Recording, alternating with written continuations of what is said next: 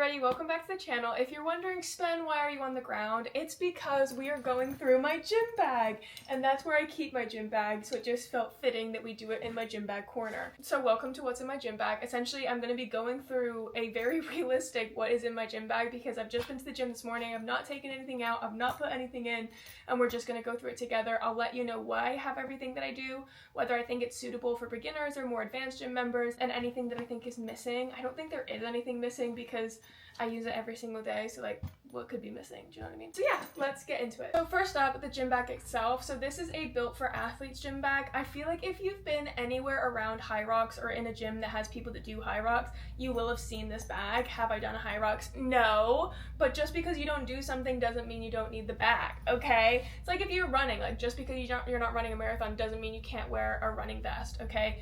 Do what you want. So this is my built for athletes bag. I've had it for maybe like 6 months or so now. I mean, the bag that you bring to the gym really depends on how much stuff you need in it. Like you really could get away with just like a tote bag or not even bringing a bag at all. Like I remember at the beginning when I was in the gym and I'd first started my journey, I didn't have a gym bag. I didn't bring anything other than like a water bottle and my headphones, but I just like carried those with me. So with things like this, never feel like you need to have every single bit of equipment if you don't actually need to use it, which is why I'm going to tell you like what I actually use and what I use it for, so you can kind of make that decision of whether it's something you actually need. So as mentioned, this is my built for athletes bag. I do actually have a code with them, so I'll leave it in the description for you. If you did want to shop, you can get a little cheeky discount. And then on the front I have 2 patches. So the first one is an ESN one, of course, my lovers, I love them to death. And then there's also a Gymshark lifting club one. I got this from the lift event that happened over the summer. And then of course the built for athletes one. So this is where people will put their like high rocks things. So first up, as I mentioned, I literally went to the gym this morning, so it has everything from this morning in. First up is my empty shaker bottle. So this I fill up with a mixture of IsoClear and Crank Pump Pro every single workout, and I just really like having a protein shake during my workouts because it's like the clear way kind where it's not like harsh in terms of digestion. It's a really good intro workout, and it's just like the easiest way to get 25 grams of protein. So I'd be drinking water anyway, so I may as well just get 25 grams of protein, and it also tastes nice. So I usually have a shaker in one little side compartment, and then the other side compartment I will have a water bottle. So this is my little Gymshark one. Keeps my water nice and cold. Okay, now for the behemoth pocket. This is absolutely huge, and what I really like about these bags as well is they open flat like this, so you can really like, you can pack this up if you want to. So first off, I have my lifting shoes. These I would say are definitely not an essential by any means. However, I have noticed a really big difference just in like the grip for my deadlifts particularly. I don't really do squats, but when I do squats they do help because they have a little bit of like a lift in them. I actually got sent these by Adidas. I don't know if I would have bought my own lifting shoes. Like I don't think they're an essential enough to where I would have bought them, but now that I've been gifted these, like I do use them. But again, like if you're a beginner in the gym, you really don't need these. Like just have a pair of shoes that's comfortable, that's kind of good for all around training. And if you need a little bit of like extra grip or like foot to floor action, just wear socks. You could probably even get socks that have like a grippy bottom, and that might give you the same kind of grip. Next up are my knee sleeves. These are actually ESN branded ones. I don't think they sell these on the website anymore. I need to give these a wash because these are a little bit stinky. Do I recommend these for beginners? No, I don't really think you need them until you start getting quite like up there in the weight and the load that you're bearing. That being said, if you have very sensitive knees, you may want to consider getting knee sleeves before you like really feel like you need them, just to kind of add a bit of support for them. Essentially what it does is it just really stabilizes the knees and like all the joints around the knees when you're going through the movements, so it's not putting excess strain where it doesn't need to be. But again, it's not something that you need absolutely as a beginner in the gym, but once you kind of start to get to the point where you need them, you'll probably know. Next up is my lifting belt. This, honestly, every time I look at it, it makes me smile so much because this was actually the first thing I did when I started my like content creation journey, and I don't know, it still makes me smile so much because I was so gassed up, and I still use it. It's been 5 years. So this is the Titan Armor lifting belt. So this I use regularly anytime I deadlift, most times if I'm doing RDLs, sometimes if I'm squatting. I rarely squat, but if I do, I will use this when I get to a heavier weight, and it essentially just really helps with creating a bit more of the inter-abdominal pressure that's needed to help stabilize like the back in heavier lift movements. It is one of those transition pieces that when you start to advance in your lift, you'd probably end up getting like deadlift belt and knee sleeves around about the same time. Next up, I have a Rogue glove. With it being a single glove, you can probably tell that I don't really use this very often. I think I got these after I absolutely shredded my calluses at an event doing like toes to bar. It was honestly traumatic, and I think I was a little bit scarred after that. No, I don't really use these. I don't think they're necessary at all. Like, I think if you want to wear them, fine, but you definitely don't need them. Next up are my lifting straps. Now, these are probably one of the most used pieces of my equipment. One thing I would say, as like if you're a beginner in the gym or you're wondering whether you should get lifting straps, is the majority of the time you are going to be stronger than what your grip can allow. And this isn't to say you shouldn't work on your grip, because having good grip strength is very important, and the best way to do that is by practicing exercises that need grip. However, if you're working on purely wanting to, say, like grow your glutes in an RDL, but your grip strength isn't at a point where you can like hold the load that your glutes could actually take during an RDL, you're going to be sacrificing a lot of glute gains by not using something like a lifting strap. So I would say, like, if you have weak grip strength, work on it outside of those if you are going to use lifting straps. But they do just help really a lot. And these are also the Titan Armor one. It came in a pack when I got gifted them, and they're still going strong years later. Okay, next up are some wrist wraps. Now these, I've had a few pairs of these in the past, and I do use them semi-regularly. It depends on whether I have bench press in my program and whether bench press is a big goal for me within my program. I kind of, like, the things that I use depend on the goal that I have. So for example, right now I'm in more of a maintenance phase, so I'm not really needing like the extra support to get a PB, because I'm not really going for PBs.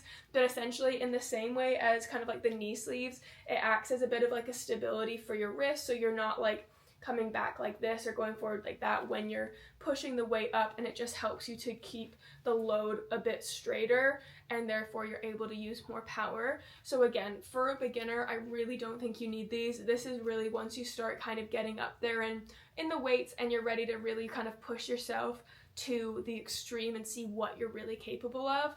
But again, if you want them just for funsies, I'm not gonna stop you. Live your life, queen. Inside this bag, by the way, there's like a laptop pocket down here and also 2 pockets here. So this is kind of where I keep my stuff. Next, moving on to like the second big pocket. There's actually not much in here, I don't think. It's basic. This is like my bands pocket, okay? First up, we have my warm-up band. So this is just like some cheap little band that I got off Amazon in like a 5-pack. And I've had, actually looking at all of this, bar my shoes, I've had like all of this gym equipment for years. Like, I rarely will buy new gym equipment unless it breaks, and the stuff that I've gotten has been really good quality, so I've not needed to, because if it suits the purpose, if it ain't broke, don't fix it. That's the saying. So yeah, this is my warm-up band. I use it mainly for my upper body warm-up, so just kind of like going like this, like over the shoulder. Ow, I caught the door. And I just find that it's really good for warming up my upper body and making sure that I'm not, I don't know, like prepping myself for an injury. We definitely don't want that. So this is the one that I've been using. I had a yellow one before, I think, and then it snapped after like years of me using it, so now we're on to the pink one. Next, I have some pull-up bands. So I have 2 different thicknesses. So I've got a bit of a lighter one and then a thicker green one. And I just keep these in my bag because I have pull-ups in my program, I think, twice a week at the moment. So I am using these regularly. And the reason that I use bands over the assisted pull-up machine is simply because I found that when I was doing the assisted pull-up machine, I wasn't getting any closer to being able to do a real pull-up until I switched to bands and started progressing in like the natural form that my body would be taking in a pull-up, because the only difference is that you have a band under you rather than being on a completely different like machine entirely. So yeah, I really like these. You can use them for dips. Again, I got them from Amazon. I'll link everything as well in the description in case you wanted to use the same ones that I have. Next up, I have a small little band here. It's just a little loop, and again, I use this for sometimes warming up, but more recently it's been for my physio exercises. I have a bit of like a glute hammy issue going on, so just really making sure that I'm getting my physio exercises done, and this is a big staple in that. Sorry, I forgot to say whether I'd recommend any of these for beginners. So, quick fire, would I recommend this for beginners? 100%. A warm-up band I think is such a good investment. It just really helps you to warm up. That being said, you don't need it. Like, you can't just use like a pole if there's one in the gym, or like an old t-shirt or a towel or something like that. But if you are wanting to kind of get a little something for yourself, I think this is a really good option. Next up, pull-up bands. So these, I would say, if you want to be able to do a pull-up, I highly recommend starting before you think you're ready to be able to try to do a pull-up, because anytime that I speak to somebody who has done pull-ups, whether it's a client, whether it's myself, everybody wishes they started trying to learn how to do a pull-up earlier, because it does take time. So it's never too soon in your journey to start working towards that, and I think bands are the best way to do it. That being said, a lot of gyms do actually have bands of their own that you can use, so definitely ask at your gym if they have them before buying, because it is kind of annoying to lug these, but I just keep them in my bag anyways because I've got them, so it's just easier for me. As for this little band, I don't think anybody really needs it unless you are using it for a specific exercise, like it's actually something that's programmed for you, or you're like rehabbing something, so it's not like a necessary thing, but it's a good to have. Next, we're getting into the exciting pockets now, guys. These front ones. So on this bag, there's one kind of big pocket down here and one little one up here. So we'll go through the big one first, and then we'll go through the little one. First up, these are my mics actually. So these are the ones that connect to my phone. I have a different mic for my camera, which you're currently on, and essentially these are just my microphones for when I'm filming. So does anybody need this? No, unless you're a content creator. If you are a content creator and have been looking for a good mic, I do actually really like these ones. These are the newer ones. And you can see it comes in its own charging case, which is actually really handy because you just need to charge this case like every once in a while, and then your mics are always charged with you. And it also keeps them protected, which is really nice, and it comes with this little case. I have some energy gels and an electrolyte sachet. So these are the energy gels that I lived on when I was training for my 10K. Like, when I say these were the staples, these are my loves.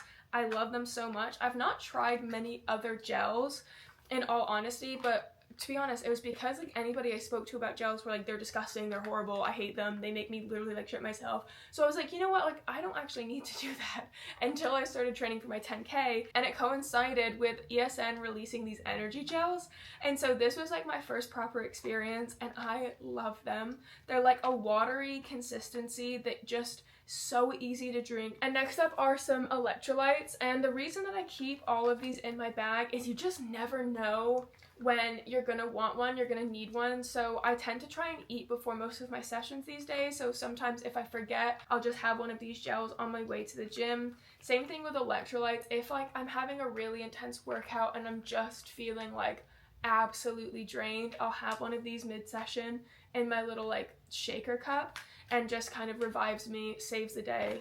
We love her. Next up, into this small little pocket here. So, oh my gosh, this is like my everything pocket where I just kind of put anything and everything. I'll take stuff out one at a time. Okay, so I have some more electrolyte packets actually. I don't know why they're in two different pockets, but I just keep some spares. What can I say? Next up, I always like to keep some mints in my bag. I just keep mints in every bag I have, just because I don't know, there's nothing worse than when you feel like your breath is a bit stinky. So I just keep those in there, okay, in case I just need to pop one in. Next up, I have some lotion. I don't think I've used this since having it in my bag, but you just never know, okay? It's good to be prepared, for sure.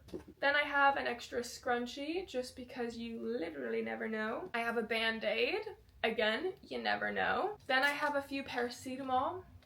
Never know when you're gonna have a headache or something like that. Next up, I have a lock for the lockers at the gym. I never used to really use a lock. I used to just like shove my stuff in a locker and hope for the best. But then I think as I started carrying more things that I not care about, but like I don't know, I just kind of got into the habit of it, and realistically, I carry my gym bag around with me because I need the things that are in my gym bag, but like my coats, for example, I don't know, once I had the lock, it's easy to just lock my jacket up because I would absolutely be heartbroken if I came into the gym locker room and my stuff was gone. As for all of these things, I realized I forgot to say about like the energy gels and the electrolytes of whether you need them. This is very much a case-by-case basis.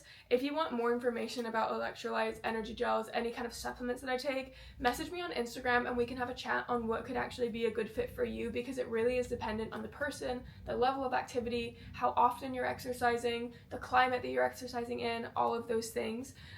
So yeah, and then I also have some tampons, and then for some reason a pencil. I don't know why I have this, and I don't know where I got it from. But yeah, that is everything that's in my gym bag. It's not that exciting, and it also rarely changes. I get asked to do these videos kind of frequently, but like nothing ever changes in my gym bag. I'm pretty sure if you watched a gym bag video of mine from like 2 years ago, it would probably be very, very similar stuff. But yeah, I hope that was helpful. If you have any questions on anything else that's in my gym bag or that's not in my gym bag, one thing actually that I didn't mention that I used to have in my gym bag a lot is a barbell pad for hip thrusts. However, I've started using the hip thrust machine at the gym, and so I don't need it anymore, so I don't bring it anymore. However, if you do have hip thrusts in your program and the gym does not provide a barbell pad for you, please get one, okay? Please get one. I promise it's worth the investment. It will save your hips from being bruised. And yes, you can use like a hoodie, things like that, but I just find that like it's never perfectly even and it's just a lot more faff than you need. So I would say a barbell pad is actually a very, very good investment. But other than that, I hope this has been helpful. If you have any questions, let me know. If you enjoyed this content, make sure to like this video and subscribe. I post a new video every single Sunday at 6 p.m. GMT. And with that, I hope you're having the best day ever wherever you are, whatever you're doing. I love you. Goodbye.